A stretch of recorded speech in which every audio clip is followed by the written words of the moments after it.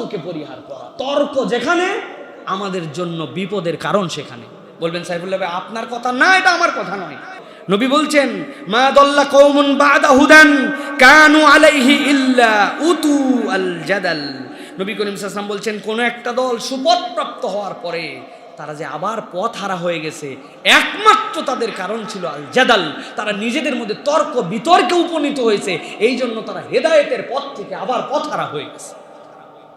আমাদের কথায় কথায় তর্ক, কথায় কথায় বিতর্ক, আমাদের মধ্যে সব কিছুর মধ্যে নিজের পাণ্ডিত্য ফলানো, নিজের কোনো একটা মতামত দেওয়া, সব কথার শেষে নবীর কথার উপরও যেন আমার ভাব। আমাদেরও একটা কথা আছে, আছে না ভাই? উদাহরণ দেব, আপনার হাতের কাছে আছে। কত ধরনের কথা আমাদের আছে। আপনি যাই বলবেন, ভাই জানাজার সালাত স্বয়ং একটা দোয়া। রাসূলুল্লাহ সাল্লাল্লাহু আলাইহি ওয়াসাল্লাম জানাজার সালাত শিখিয়েছেন, এরপরে কবরস্থ করেছেন, এরপরে নবী করিম সাল্লাল্লাহু আলাইহি ওয়াসাল্লাম দোয়া করেছেন ওই ব্যক্তির জন্য, ওই ব্যক্তির বিচার সহজ করার জন্য। কিন্তু এরা বলতেছে শেষে অনেক লোক চলে যায়, কেউ দাফনে শরিক হতে পারলো না, সকলে তো দাফনে শরিক হতে পারে না, ঠিক না ভাই? তাড়াহুড়া থাকে, এই জন্য আমরা জানাজার পরে একটা দোয়া করে নিচ্ছি, নিয়ে পরে কবর দেই। দোয়া আগেও পরেও, ওই সময় সব লোক থাকতে পারে না, এই সময় সকলে আছে, সমস্যা কোথায় করলে? একজন বলছে না নবীর আমল ছিল না। বলে ভাই নবীর আমল ছিল না, কিন্তু মানা করছে নাকি নবী করা যায়? উনি নবীর উপরও একটু তর্ক দিল।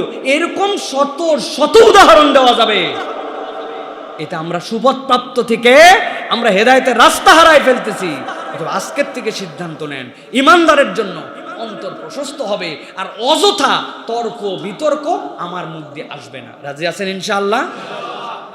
তর্ক বিতর্ক যদি পরিহার করি ফায়দা কি হবে? একটা হাদিস শোনেন, পরিবার আমাদের নষ্ট হয়ে যাচ্ছে, এই তর্ক বিতর্ক পরিবারেও আমাদেরকে বিপদ ফলায়। একটা হাদিস শোনেন, নবী করিম সাল্লাল্লাহু আলাইহি ওয়াসাল্লাম বলছেন আনা যাগীবুন বিবাইতিন ফি রাবাদিল জান্নাতি লিমান তারাকাল মিরা ওয়া ইন মুহিক্কান। একজন ব্যক্তির সাথে একজন ব্যক্তির তর্ক বাঁধছে, সে তর্কে পজিটিভ পক্ষে, তার যুক্তি ঠিক, সে সত্যের উপরে প্রতিষ্ঠিত, কিন্তু চিন্তা করছে এই তর্ক আমাদের মধ্যে দূরত্ব ঘটাতে পারে, তার সত্য যুক্তির পরেও বলছে না আমি তোমার সাথে আলমিরা এইটা বাদ দিয়ে দিলাম। নবী বলছেন যে তার সত্যাসত্য বিজয়ী হবে জানার পরেও বিতর্ক পরিহার করবে, আমি মুহাম্মদ মুস্তাফা সাল্লাল্লাহু আলাইহি ওয়াসাল্লাম জান্নাতে তার ঘরের জন্য উকিল হয়ে গেলাম। রাসূল সাল্লাল্লাহু আলাইহি ওয়াসাল্লাম বলছেন যদি তার মিথ্যা যুক্তি হয়, জানে তর্ক করলে আমি হেরে যাব, কিন্তু বলছে ভাই আমার তর্ক তোমার সাথে করবো না, ওই ঝামেলার মধ্যে নাই, বুঝতে কিন্তু পয়েন্ট দুর্বল, ওই জন্য ইচ্ছা করে বিপদ বুঝে না আমি তর্কের মধ্যে নাই। নবী বলছেন তাও আল্লাহ খুশি হয়, আল্লাহ জান্নাতের মধ্য দেশে ওই মিথ্যা যুক্তিতে দুর্বল হেরে যাওয়ার ভয়ে নিজেকে ফিরাই নিছে, তাও আল্লাহ জান্নাতের মধ্য দেশে তার জন্য একটা ঘর দান করবেন। সুবহানাল্লাহ। আর নবী করিম সাল্লাল্লাহু আলাইহি ওয়াসাল্লাম বলছেন ওয়া বিবাইতিন ফি আলাল জান্নাতি লিমান হাসুনা খুলুকুহু, আর যার উত্তম চরিত্র হবে আমি মুহাম্মদ সাল্লাল্লাহু আলাইহি ওয়াসাল্লাম কফিল হলাম, জামিন হলাম জান্নাতের উচ্চ দেশে আল্লাহর পক্ষ থেকে তাকে আমি একটা ঘর নেওয়ায় দিব। সুবহানাল্লাহ। আমরা শুধু তর্কের মধ্যে আছি, কথায় কথায় তর্ক, নিজের একটা মতামত দেওয়াই লাগবে, নিজের একটা যুক্তি, বুঝি না বুঝি। সংসারগুলা কেন বিপদের মধ্যে পড়ে? ছোট্ট ছোট্ট তর্কাতর্কিতে এরকম হয়ে যায়। বউ বলছে এই কালারটাই সুন্দর, আপনি বলছেন দেখে কালার হলো, বলছে কালার হলো না মানে তুমি আমাকে কি আন্ডার এস্টিমেট করো? ও বলছে না তুমি বুঝতেই পারতেছো না ভাই, লাইটের নিচে এটা কোনো কালারই না, ওই বলতেছে এইটাই কালার। কেনাকাটাও হয়তো হয়ে গেছে, কিন্তু স্বামীও অসন্তুষ্ট, সেও আমার কালার পছন্দ করে না, সে বলছে এটা কত বড় ব্যাককল, এই জিনিস ছিল, মহিলা মানুষ তো কোনো জ্ঞান নাই। আপনার পরিবারের মধ্যে অশান্তি হয় না ভাই? এটা একটা মাইনর উদাহরণ।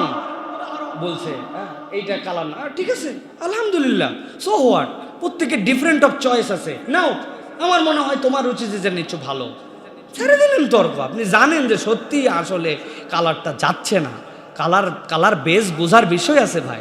আল্লাহ রাব্বুল আলামিন এগুলো সব কিছু সিস্টেমের মধ্যে সৃষ্টি করছেন। আপনি কোন জামার সাথে কোন কোটিটা পরলে মানাবে, এটার কালারের একটা শেড আছে, এটা আজগবি না। আজগবি জিনিস পরে যেগুলো, এগুলো রুচিহীন। আল্লাহ প্রত্যেকের মাথার মধ্যে রুচি দিছেন, এটার একটা, কিন্তু সে এরকম বলে ফেলছে, আপনি লিমিট ছেড়ে দিছেন, পরিবারের মধ্যে শান্তি হয়ে যাবে।